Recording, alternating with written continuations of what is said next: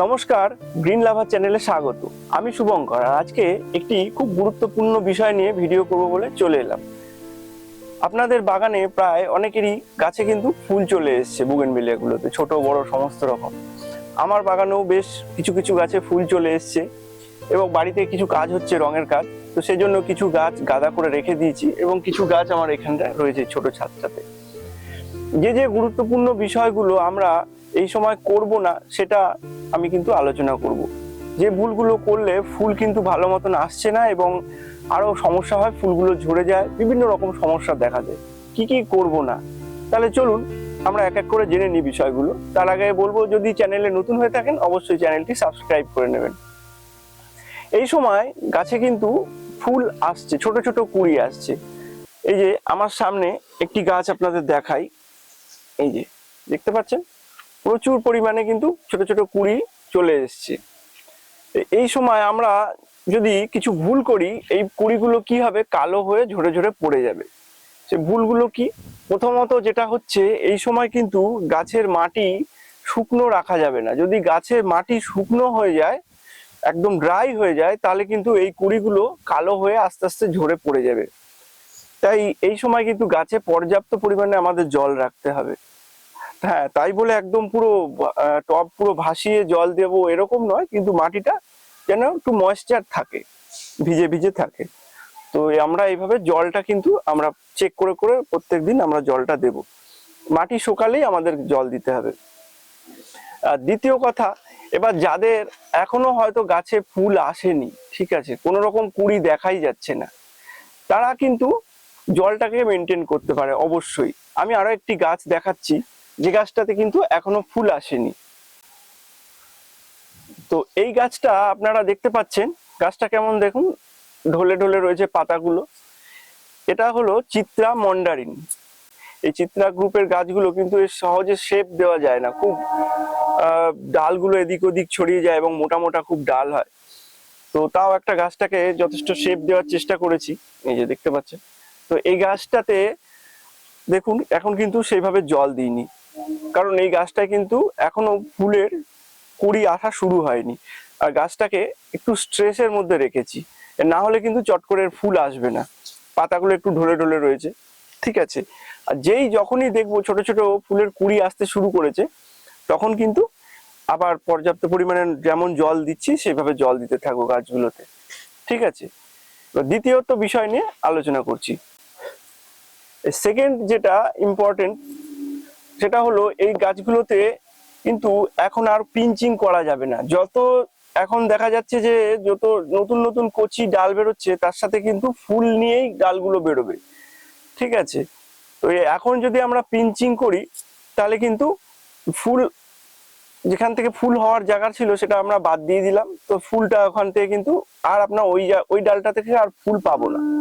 এবার যদি কোনো গাছে, এই গাছটা যেমন ছোট একটি গাছ, শেপ খুব সুন্দর একটা শেপ রয়েছে গাছটা, এবার এটা যদি সাপোজ কোনো একটা ডাল অনেকটা বড় হয়ে বেরিয়ে গেছে, মানে গাছটা খুব সৌন্দর্য তো নষ্ট হচ্ছে, সেক্ষেত্রে আমরা সেটা কেটে দিতে পারি, সেটা আলাদা কথা। কিন্তু এই যে ছোট ছোট ডালগুলো বেরোচ্ছে, এগুলোকে আমরা পিঞ্চিং করে দিই, তাহলে কিন্তু এর আর ফুল পাবো না। এখন ফুলগুলো কিন্তু আমরা কেটে বাদ দিয়ে দিলাম। থার্ড যেটা ইম্পর্টেন্ট জিনিস হচ্ছে, এই সময় যে গাছে ফুল রয়েছে বা ফুল মোটামুটি ফুল ফোটা ফোটার মতন অবস্থা হয়ে গেছে, এই সময় আর কিন্তু গাছে কোনো রকম খাবার দেওয়া যাবে না।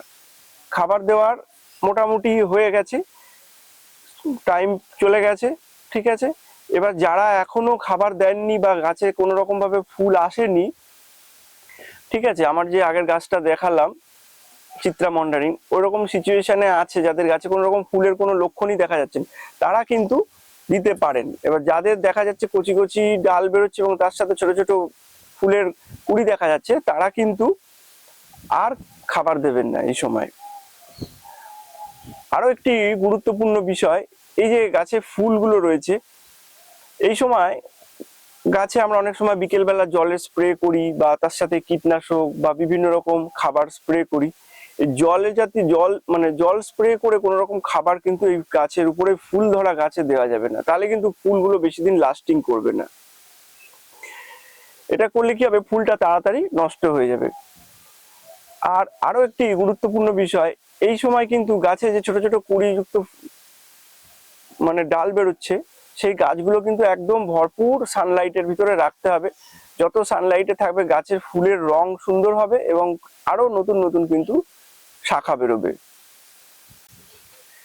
এছাড়া এই সময় অযথা কোনো রকম ফাঙ্গিসাইড ব্যবহার করার দরকার নেই, কারণ এখন এই শীতের সময় কোনো রকম বৃষ্টি নেই, কিছু নেই। আর ফাঙ্গিসাইড আমরা কিন্তু ওই বর্ষাকালে বেশি ব্যবহার করি।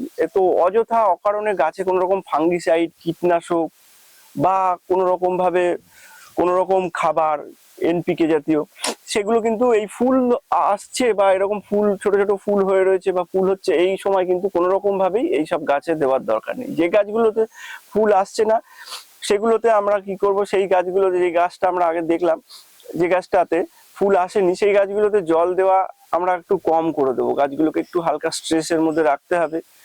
যেগুলোতে বড় বড় পাতা দেখা যাচ্ছে, গাছগুলোতে বেশ বড় বড় পাতা, সেই পাতাগুলো আমরা চাইলে কেটে দিতে পারি। ঠিক আছে, এতে কি হয়, গাছটার সৌন্দর্যটাও নষ্ট হয়। ঠিক আছে, আপনাদের আমি দেখাচ্ছি। দেখতে পাচ্ছেন এই গাছটাতে যেমন জলের মোটামুটি একটু ঘাটতি হয়েছে, পাতা কিন্তু অটোমেটিক হলুদ হয়ে যাচ্ছে। এই যে একটা দুটো করে করে পাতা হলুদ হতে হতে হতে ঝরে যাবে। এবার এই গাছটা যখন মোটামুটি পাতা 60% পাতা ঝরে যাবে, তারপরে কিন্তু নতুন কচি ডাল বেরোবে এবং তাতে কিন্তু ফুল নিয়ে বেরোবে। আর এই পাতা ঝরে যাবে এবং গাছটা পাতা শূন্য, কিন্তু গাছটা যখন শুধু ফুল থাকবে দেখতে কিন্তু অসাধারণ লাগবে। আর এতে যদি এইরকম বড় বড় পাতা থাকে, ঠিক আছে, আর তাতে ফুল হয়, তার থেকে কিন্তু এই পাতাটা যখন থাকবে না তখন আরো বেশি দেখতে ভালো লাগবে। এভাবে জলের আপনারা যদি একটুখানি স্ট্রেস দিতে পারেন, গাছগুলোতে কিন্তু আস্তে আস্তে পাতাটা হলুদ হয়ে যাবে। হ্যাঁ, এটার দিকে অবশ্যই খেয়াল রাখতে হবে। এইগুলো কিন্তু একটু ম্যাচিওর গাছে করতে হবে। এইরকম ধরনের ছোট গাছে কিন্তু এইগুলো ট্রাই করবেন না। যেগুলো একটু ম্যাচিওর হয়ে গেছে, 1 বছরের মোটামুটি বয়স বা 1 বছরের বেশি হয়েছে, সেই সমস্ত গাছে কিন্তু এই জিনিসগুলো আপনারা অবশ্যই করতে পারেন। কিছু কিছু পুরনো মানে পাতা যেগুলো দেখছেন ঝরছে না, এরকম বড় বড় পাতা, সেইগুলো আপনারা কেটেও দিতে পারেন। এবং কেটে দিলেন এবং তার সাথে সাথে আপনারা এখানে 05234 এইগুলো আপনারা স্প্রে করবেন, বা 0050 এইগুলো স্প্রে করতে থাকুন তার সাথে সাথে।